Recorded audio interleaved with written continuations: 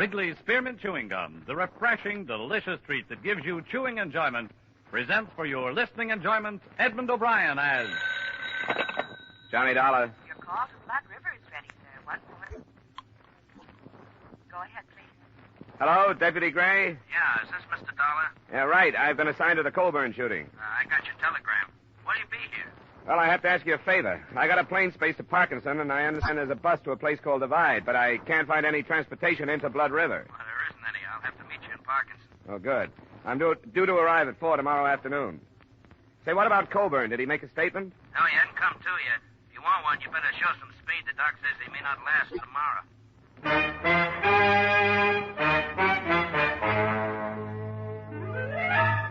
The makers of Wrigley's Spearmint Chewing Gum bring you Edmund O'Brien in another adventure of the man with the action-packed expense account.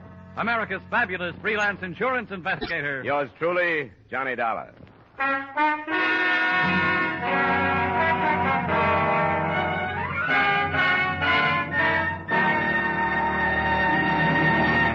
To make every day more enjoyable, treat yourself often to refreshing, delicious Wrigley's Spearmint Chewing Gum. Here's a test treat you can enjoy indoors, outdoors, at work, or at play. The cool, long-lasting mint flavor refreshes you. The smooth, steady chewing helps keep you fresh and alert. Adds enjoyment to whatever you're doing. Wrigley's Spearmint Chewing Gum. Healthful, refreshing, delicious.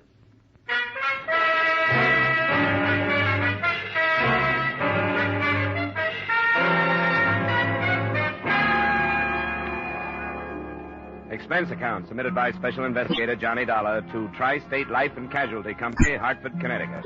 The following is an accounting of my expenditures during investigation of the Blood River matter. Expense account item 1, $240, transportation and incidentals between Hartford and Parkinson. I was paged at the airport and given a note that directed me to St. Paul's Hospital, where I was met by Deputy Sheriff Tom Gray. They brought Colburn in here this morning. I pumped some blood into him, I guess. Nothing like a hospital out in Blood River. Any improvement? Yeah, I don't think so. Slugs from a 45, 4 of them. If it was me, I'd have left him where he was. Moving him 40 miles didn't do him no good. What did this insurance company send you out for? Just a routine check. When a policyholder gets shot up, they like to know why and by whom. How much insurance do you have? $50,000 worth. Oh, I didn't know that. Who's it go to? Frank Colburn, a son, and Mary Colburn, a daughter. Oh. Do you have any leads, Sheriff? Leads? Oh, I got what the hired girl said. What was that? I didn't hear about it. Oh, she was a witness. She was in the kitchen that night. A man knocked on the door, asked for some grub. Old Colburn walked in, started to shoo him away, and the man shot him down. Have you got him? No, not yet, but a posse's out hunting. We'll find him. Come on, operating room's down this way. Tom, have you heard any news? Not yet, Mary. Hello, Frank. I didn't know you two were here. Yeah, we came in as fast as we could. This is Dollar. He's from your pa's insurance company back east. Miss Colburn, Frank. Who sent for you, Dollar? The insurance company was notified of the shooting. They asked me to come out. Why?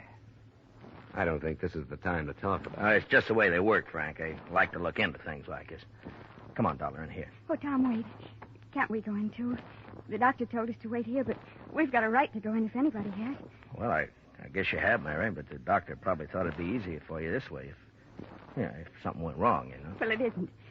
I want to be with him. I have a right to be. All right, Mary, if that's the way you want. You too, Frank? I don't see how it'll do anybody any good, but I'll come.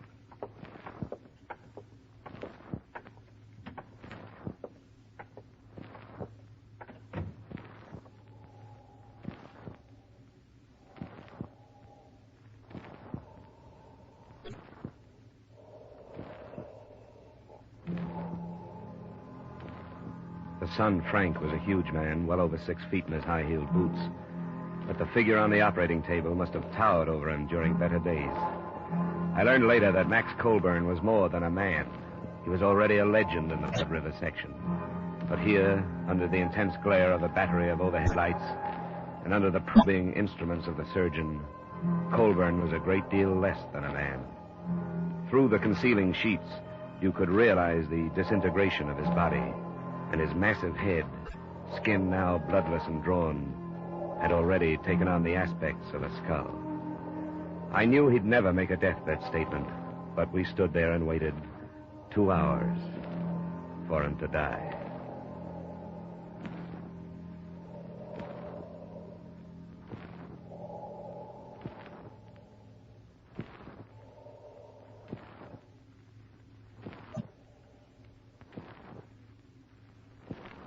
That's all, nurse. Jot down the time, please, and notify the coroner. Yes, sir. 6:15.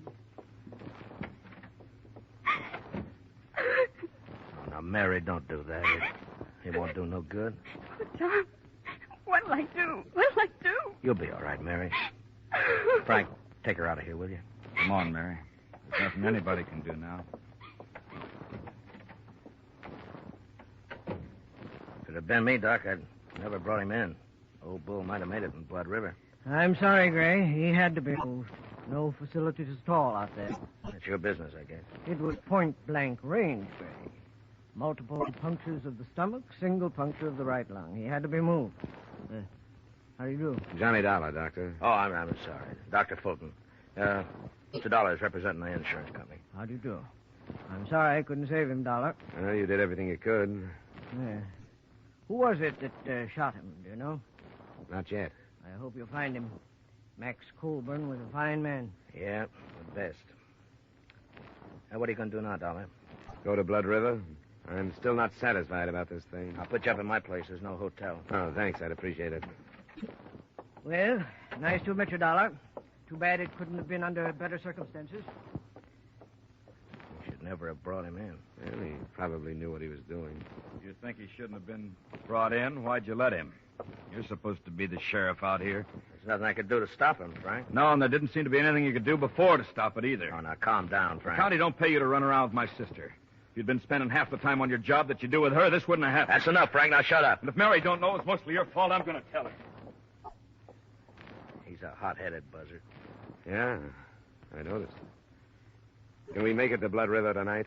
Yeah, we can make it all right. Look, Dollar, I want to tell you something. It's a funny little place, only about 300 people in it. They aren't going to like you butting in. They don't like strangers. I'm used to that. Okay, as long as I told you. My Jeep is out in the back in the parking lot.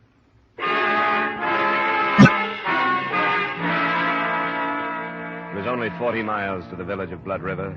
It took us until 9:30 to get there. But long before then, I had begun to feel the place. It was at the foot of a range of mountains that rose sheerly from a narrow, choked valley.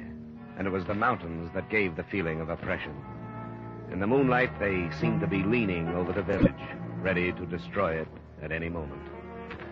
Gray had comfortable quarters in his cabin office. I slept fairly well. And the next morning, he drove me out to the village, to the Colburn Ranch.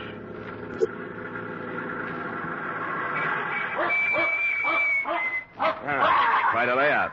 Only 400 acres now. Colburn used to own the whole valley. There's open range up in the hills there. Well, this is the best fattening range in the whole... Would you get away, Duke? That dog dangerous? Yeah, could be, I guess. He's the old man's dog. He knows something's wrong, but he don't know what. That's right, isn't it, Duke, boy? Yeah. Now, go away, go away. Come on, boy, come. Well, come on, we'll go up to the house. Our girl will be in the kitchen, I suppose. Oh, cut it off, Duke. He's all right. Now, shut up, will you? You don't see many people dressed like you. He's got nothing on me. I don't see many dogs like him. Millie, it's Tom Gray. I don't want to talk about it no more, Tom. I told you what I saw happen. Here's a man from back east. He wants to talk to you. Why? You tell him what I said. I did, Millie, but he wants to hear it from you. I see it all happen again. That's why I don't want to talk about it. But I will if I got to. Well, thanks, Millie. I'll make it short as I can. Go on, Duke. Now, you stay outside, boy. Go on. There. Well, this is where it happened, Dollar. He's lying right there. This way with his head on the table. Two of the slugs hit the wall there. Hey, you see the marks? Yeah. Was he lying face up? That's right. Went over backwards. Shot from about here, I'd say. Is that right, Millie? I don't know. I went in the sitting room when I saw there was going to be trouble. How much did you see? I told Tom. It was after supper and I was cleaning up. A stranger come to the door and said he was hungry. I yelled to Mr. Colburn I have to ask him about things. And he started right away to run him out. I fed a lot of strangers. I never heard him act that way before. Did it sound like he knew this stranger? I couldn't tell. He started cussing at him, and I run in the sitting room and held my hands over my ears till shooting. Then I screamed. According to the description you gave Sheriff Gray, the man was short, stocky, with dark hair and heavy eyebrows. How can you remember anything else about him? I can remember one thing more.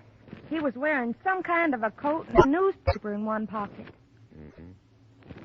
Would you recognize him again if you saw him? Oh, yes. I'll never forget him. Why haven't you caught him, Tom? We'll get him. Did you see him after you heard the shots? No.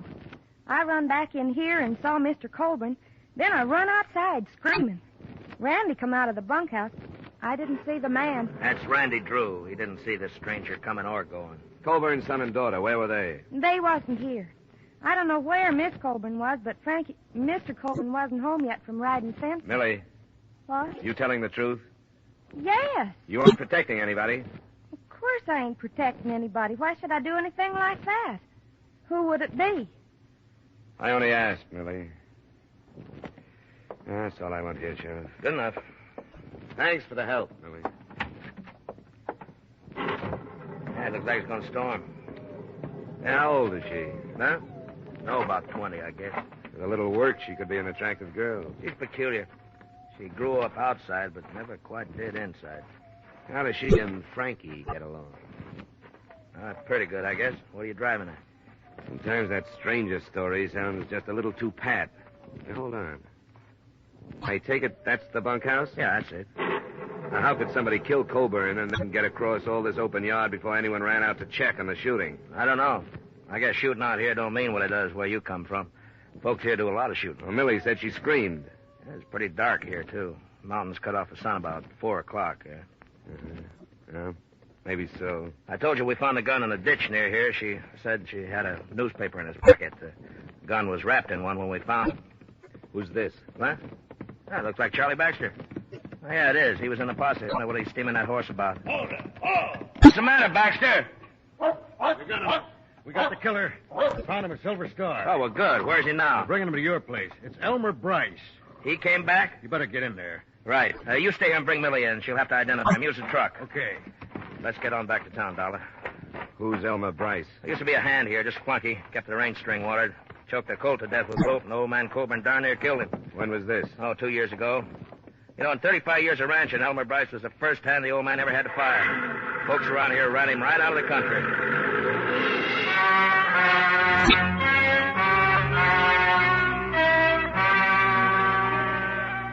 The thunderstorm swept in over the mountains and began to drench the valley during the trip back to the village. A group of maybe a dozen curious were huddled in slickers outside Gray's office waiting for a look at the prisoner.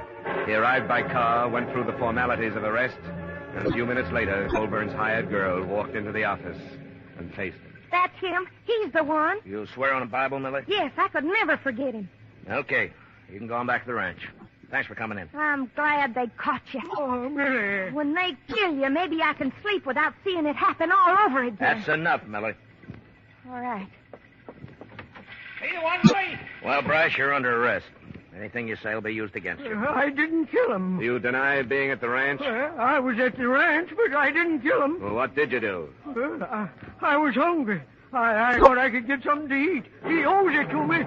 I can't get work no place because he talked about me so much. Nobody will hire me on account of the way he talks. It wasn't my fault that colt choked. He kept pulling and the rope jammed. Colburn, he told people I was crazy and I did it for fun. That ain't right. What happened at the ranch? Well, I asked the girl for something to eat. She called Mr. Colburn.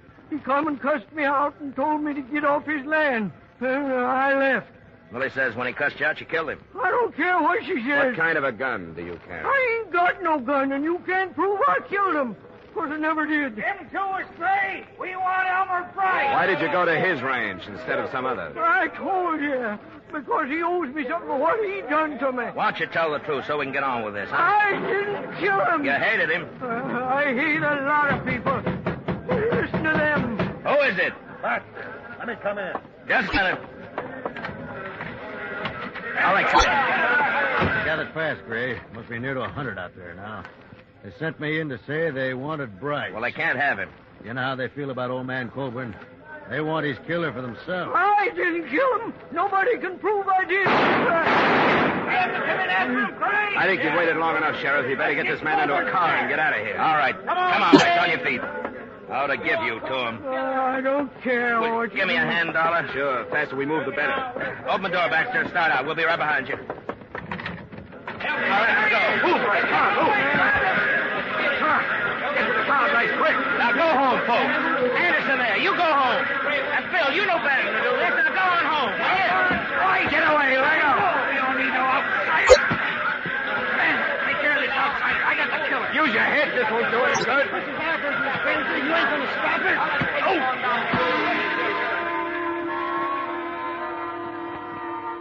There was no stopping them. I caught a last glimpse of Bryce's face as I went down into the mud of the street. Then there was nothing but hundreds of thrashing legs carrying the mob and their victim to a waiting truck. Blood River was in the process of living up to its name.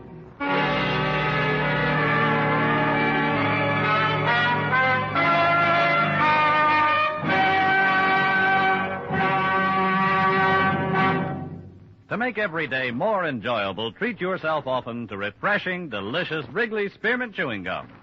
The lively, full-bodied real mint flavor cools your mouth, moistens your throat, freshens your taste. And the chewing itself gives you a little lift, helps you keep going at your best.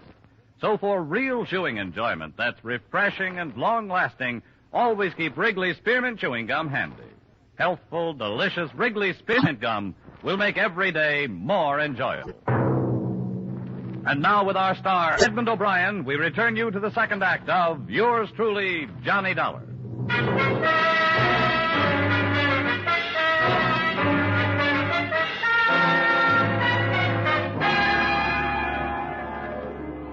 Deputy Sheriff Gray had fared worse than I. A boot heel had stunned him.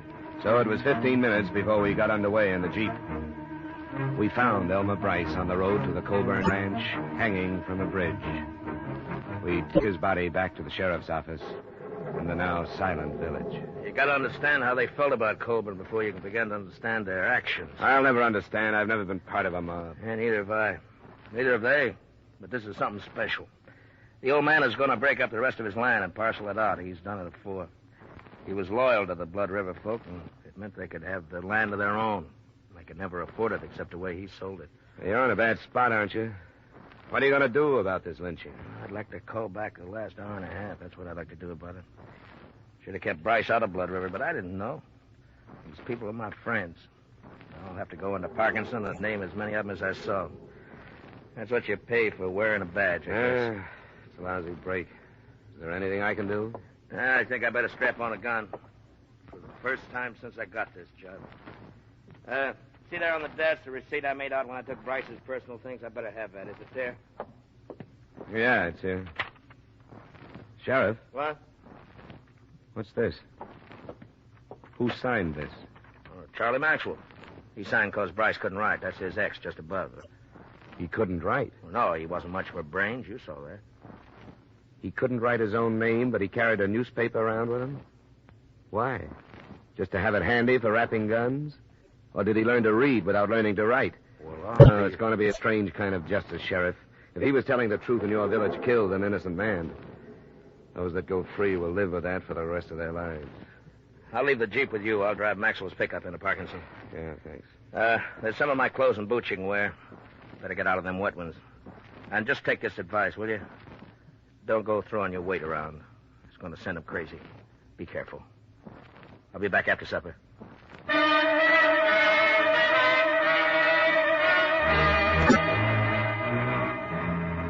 The single street was still silent and empty when I left for the Colburn Ranch. The mountains were closing in again. There should have been lights in the windows of the houses, but instead they were dark. And I could feel the eyes of the people who stood inside them, watching me pass. Finally, almost at the edge of town, a knot of men stepped from a doorway and waved me to a stop. Where's Tom Gray? He went into Parkinson What for? to report the lynching. Lynching? Hear that, boys? He says somebody strung up the killer. I don't believe it. From what I hear, he hung himself. And good riddance. Why are you trying this out on me? I'm not here to arrest you. I couldn't if I wanted to. What are you doing here? I'm still looking for Max Colburn's murderer. Bryce hung himself. He shouldn't have, because he wasn't guilty. Who says that? Sheriff Gray and I. There was nothing against him but your personal feelings and some circumstantial evidence. He's the one who done it. He even said so. Said what? That he went to the ranch first door. Why else would he do that? He was hungry. Now, come on, get out of my way. If you people think the rest of the story will help your peace of mind any, I'll try to get it for you. But Bryce was innocent.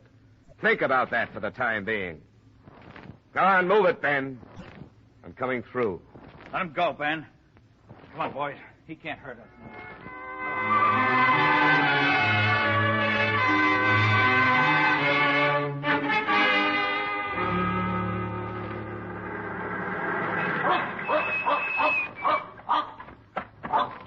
All right, boy, all right. It's all right. Come on. You're a good boy. Sure, it's all right. Yep, these clothes belong to a friend of yours.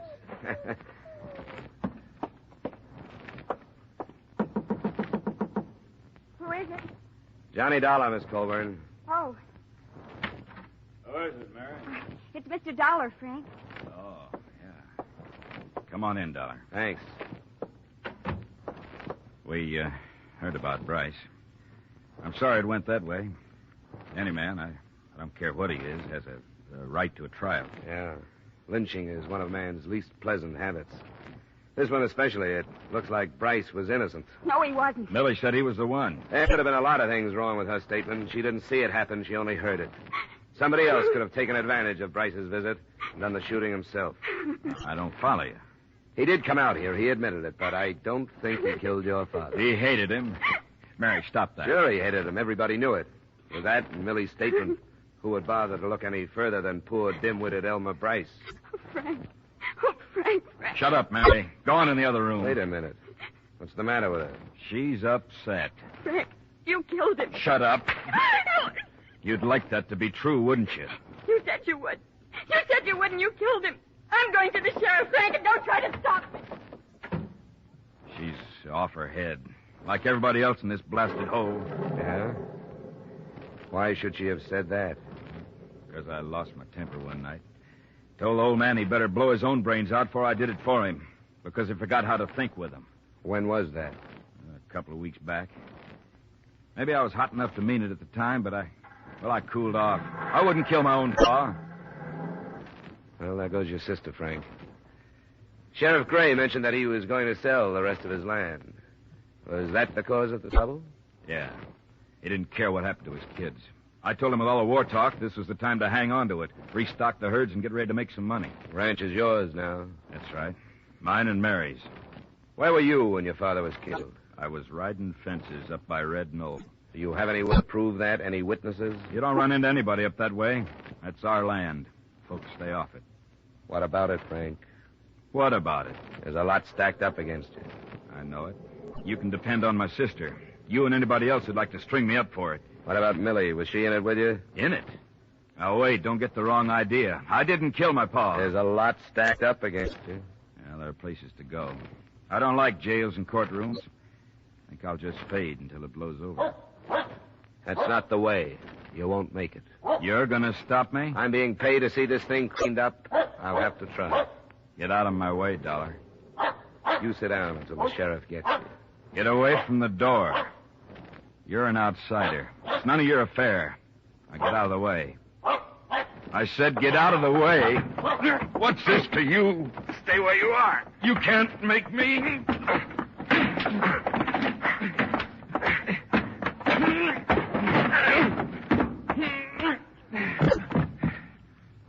No, I don't want to have to kill you. So don't get up. Frankie, What do you want, Millie?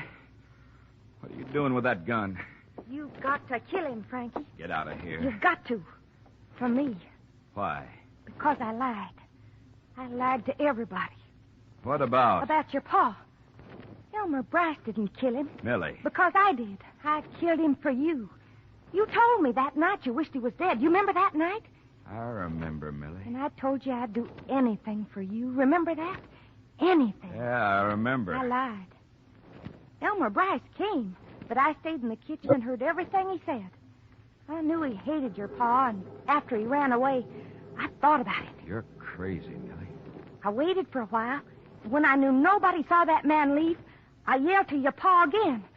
And when he come in, I shot him. That night I threw away the gun. What's the matter with you, Millie? You know what's the matter. Now you can't run off and leave me. You've got to help me. I can't help you. You got to kill this man. I won't do it, Millie. Then you've got to take me away with you. I'm not going away now. I don't have to. I didn't have anything to do with it. This is the end for you and me. All right, Frankie. Hey, get down. Don't do it! Stop it.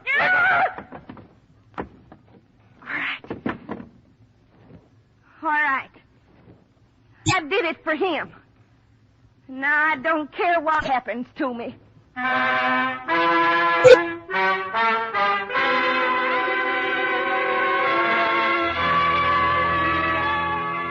As far as I was concerned, that was it. Frank Coburn lost a lot of blood, but not his life. And his sister still had to live at the ranch with her ill-tempered brother. The high who brought all this out was taken by the sheriff. When I left Blood River, the state had moved in to see what it could do about the lynching. But what that is, I don't know. The entire village was guilty of murder, and what could anybody do about that? All I know is that the original murder was not committed with the idea of insurance fraud. And in spite of the mess I got into, that's what I was hired to learn. Expense account item 2, same as item 1. Expense account total, $740. Yours truly, Johnny Dollar.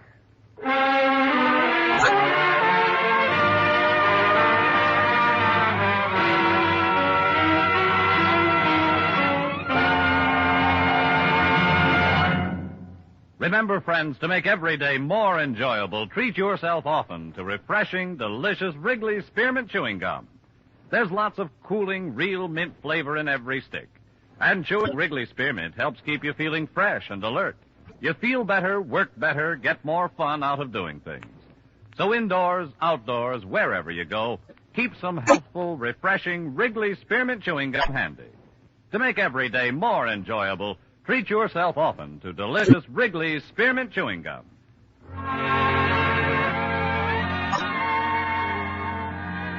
Yours truly, Johnny Dollar, is brought to you by Wrigley's Spearmint Gum and stars Edmund O'Brien in the title role, written by Gil Dowd with music composed and conducted by Leith Stevens. Edmund O'Brien can now be seen starring in the Columbia Pictures production 711 Ocean Drive. Featured in tonight's cast were Virginia Gregg, Bill Conrad, Junius Matthews, Sammy Hill, Clayton Post, Tyler McVeigh, Dave Light, and Howard Culver.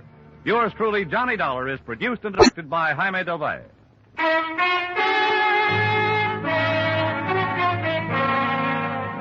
The makers of Wrigley's Spearmint Chewing Gum hope you've enjoyed tonight's story of Johnny Dollar and that you're enjoying delicious Wrigley's Spearmint Chewing Gum every day. We invite you to join us again next week at the same time when, from Hollywood, Edmund O'Brien returns in another adventure of... Yours truly, Johnny Dollar.